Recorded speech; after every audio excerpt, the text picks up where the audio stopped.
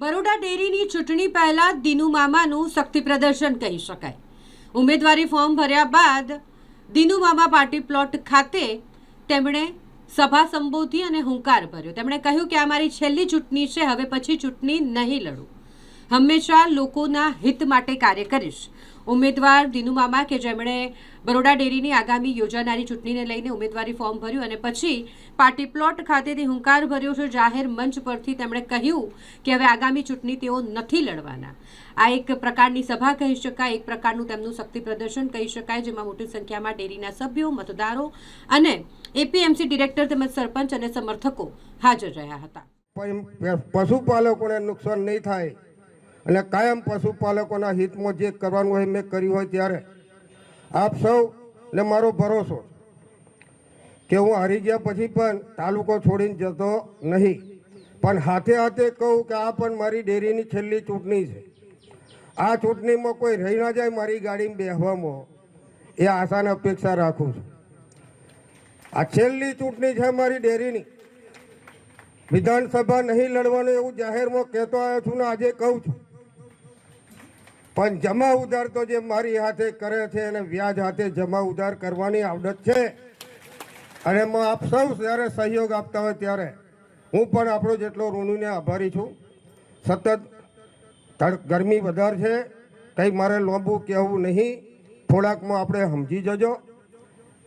આ ગયું વર્ષ કે ન કહેતો કે આ વર્ષ બેકાર આવ્યું, એમ નવું વર્ષ કોઈનું બેકાર ના આવે એના માટે આપ સૌને પ્રભુ શક્તિ આપે અને મને જે કંઈ નિશાની મળશે મેં તો 2 નિશાની માગી શકે, મીણબત્તી આલો અથવા 8ની ટોર્ચ બેટરી આલો, જેથી મારા તાલુકામાં અંધારું ના થઈ જાય।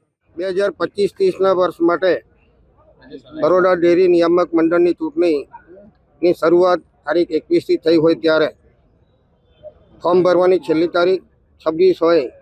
આજે મારી સાથેના તમામ ડિરેક્ટરોએ 13 ઝોનના ઉમેદવારો સાથે ફોર્મ ભરેલું છે।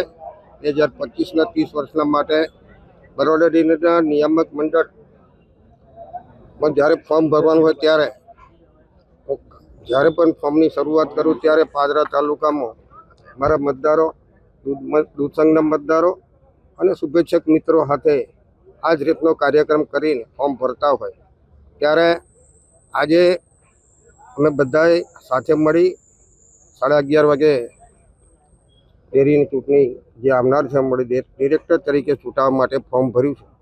ત્યારે આપ સૌ જાણો છો કે 86 મતનો અમારો ઝોન છે। એક ભાઈ જમીન આપવાના છે કોર્ટમાં, એટલે આવ્યા નથી। કુલ 86 મત છે, પણ ચૂંટણી થશે ત્યારે આ તાલુકામાંથી 82 કરતાં પણ વધારે મત મારા દૂધ સંઘના મતદારો, દૂધ મંડળીના મંત્રીશ્રીઓ, એ વિસ્તારના મારા આગેવાનો અને કાર્યકરો ભેગા મળી આ 4થી ટર્મ ચૂંટણી લડતો હોય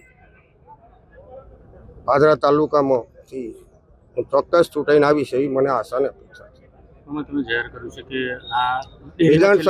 વિધાનસભાની ચૂંટણી હું લડવાનો નથી, પણ લડવાનો નથી મતલબ કે આ ઓફિસ ઉઠી જવાની નહીં, સેવા કરવાના અનેક રસ્તા છે।